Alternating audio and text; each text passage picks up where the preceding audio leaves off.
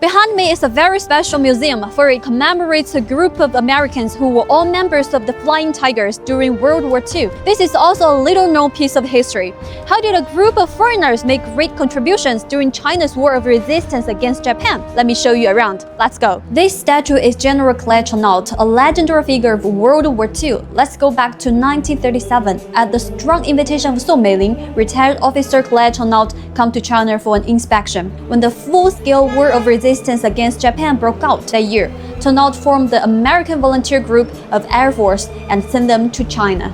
This is their full name, also known as the Flying Tigers. At his suggestion, new airports began to be built in places like Zhejiang and Kunming, and China's first American-scale aviation school was founded to cultivate Air Force talents for China. This is the famous P-40 Warshark fighter of the Flying Tigers back then. With shark teeth painted on the nose, Japan is an island country surrounded by the sea and has an innate fear of sharks.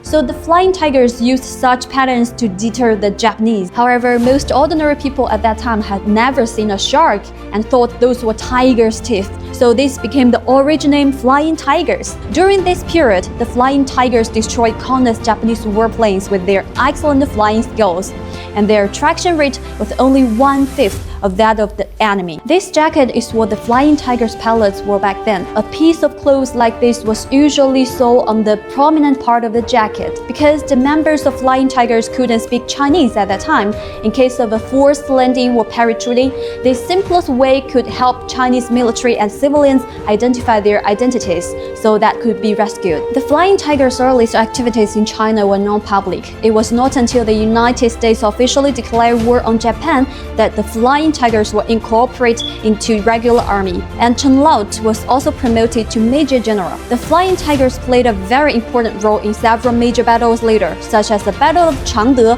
Wuhan, Hengyang, and the Western Hunan Campaign, inflicting heavy damage on the Japanese army. Of course, many team members have stayed on this island forever, which is why there are places commemorating the Flying Tigers in many places.